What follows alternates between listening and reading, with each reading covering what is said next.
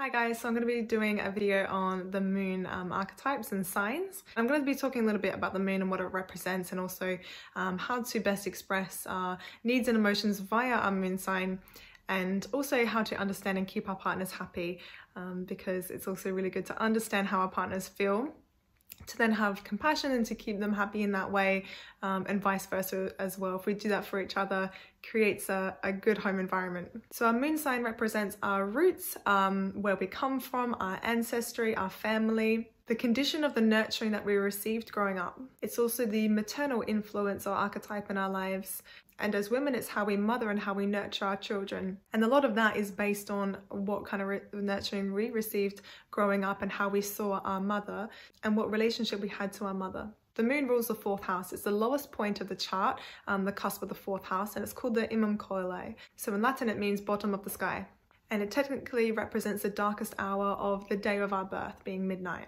And we have this saying in astrology or alchemy, as above, so below, which is talking about what is going on in the cosmos, how it's innately interconnected and reflective of our inner nature, but also hints to the duality of life. So yin and yang, light and dark, up and down, hot and cold, winter, summer, etc. And this relates back to the moon because the moon is a reflective surface. So it's all about how we see ourselves through the reflection of our behaviors and how we react to the people around us and our environment. And it's really there to help learn about ourselves and become conscious of this very subconscious phenomenon. So the moon is also part of our psyche that we do not express to many people. It's really only our close friends and family because it represents our darkest, most vulnerable side. And we have to have an element of security and trust to then express that.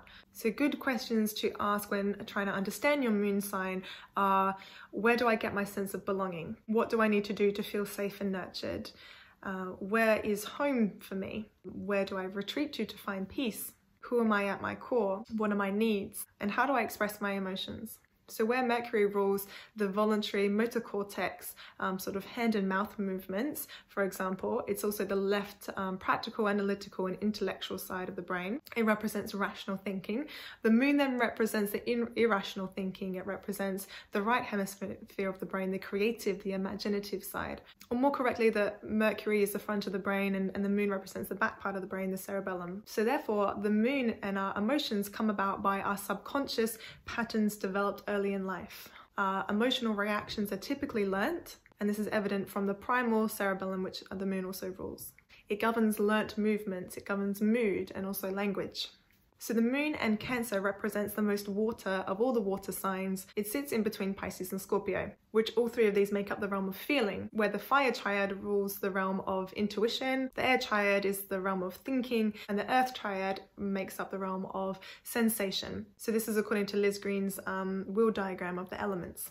So the moon is in its home sign in Cancer and is in its exaltation in Taurus. So these are really good expressions for the moon. So they're good signs to get in touch with emotion and feeling, to make sense of reality, not through words, but through sensory feeling.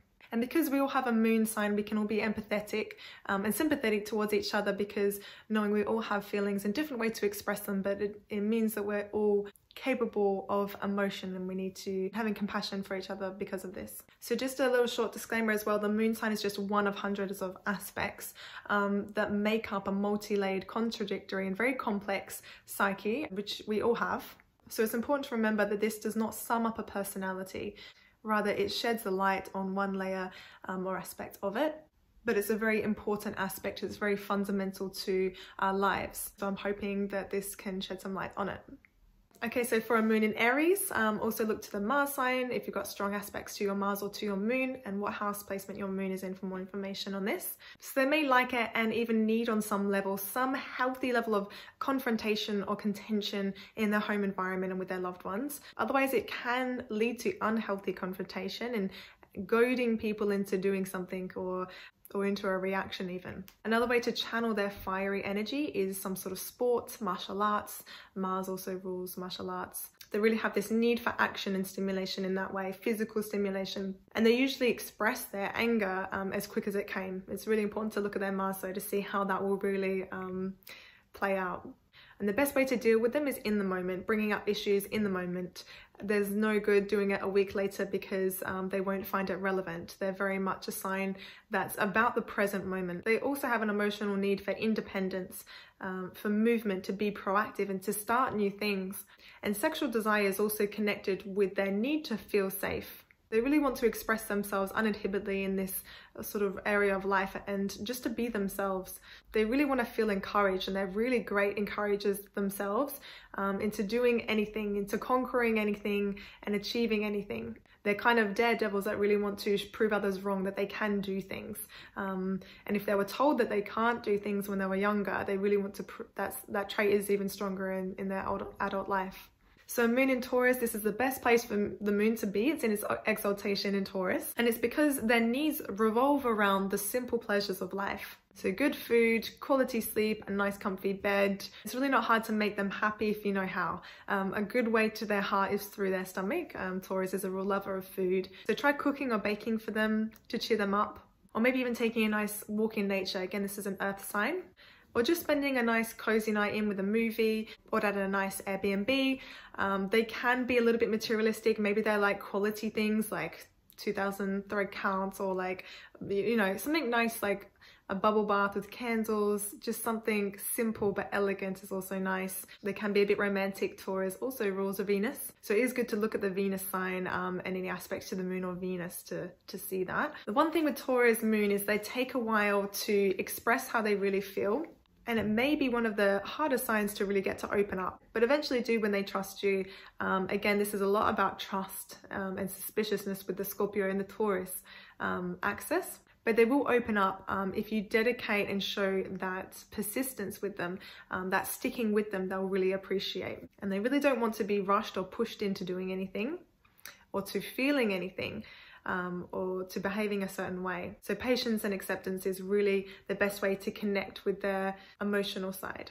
And they like routine and a predictable home life. They get very cozy in routine, and the thing is to maybe help encourage them to shake things up every once in a while, so they don't get too much in a rut, because that will really affect their emotions, and emotionally they also might get stuck in a rut. And so these people also have a real need to sensually connect with their loved ones. Tactile love, definitely. So they will sort of slowly but surely become more touchy and sensual and intimate and close with their loved ones over time. So with the moon in Gemini, look at the aspects to your moon, the house placement, and also to the Mercury. These people have a need to talk. So to talk about their feelings, to talk about what they think, what you think, what's up to date, what's new, what's happening in the moment. They may even sort of use this talkative nature of theirs to divert around their emotions. If they're not one to sort of directly talk about their emotions, they may sort of use the words as a deflective technique, but they can feel soothed in talking about their emotions if they're upset, and also by writing them down. This is a very intellectual and articulate sign. They need to feel sort of mentally stimulated and engaged, and they will be like that when they're very happy. And whether that's via conversations or maybe video games, any type of games or puzzles, or being curious about something. So listen to their jokes. They love to play on words and to keep joking with people, and just listening to them, because that's how you'll figure out how they really feel. They will say it. They may disguise it in their words, but you can start to read between what they're saying to understand them. And as an air sign, you can get to their more emotional side via communication, by simply telling them how you feel and them saying how they feel and discussing it and talking about how you can improve things with them. So they like space to think and to have that mental space, but sometimes when they're left alone too much with their thoughts, they can start to overthink their emotions and things, and they try and rationalize them to understand them. So being too much in their head, it can make them a bit unhappy and really highly strung. So they need to focus on calming their nervous system down, doing some breathing exercises, meditation, something like that. So with moon in Cancer, the moon's at home in this sign. It's quite sensitive in this sign. So we have to look at the aspects, the house placement, and they have a deep emotional need for safety and security more than any other sign. They want to find their sense of belonging. If they're upset, they can be very sensitive, very reactive and defensive, and if they don't feel safe in their environment as well, be very touchy. So about that sense of belonging, their connection to their family and also their mother will be very strong and have strong influence on their lives, and they'll maybe want their mum close by. because they can be very sentimental and think a lot about the past and how things used to be. Their challenge is to live a little bit more in the moment and to appreciate things as they are now. They can be extremely protective over their loved ones as well, and their family has a big influence over their emotional well-being. And they really want to be taken care of and cared for, so they can feel safe to express their emotions without being judged for being too emotional or needy or anything like that. They want to just be loved and accepted for being their emotional selves. They can be up and down one day to the next, because like the moon, how it waxes and wanes, Cancer moons can be crazy, zany, happy one day and then very moody the next. So it is meant to be a very moody sign. So just loving them in their colourful myriad of emotions.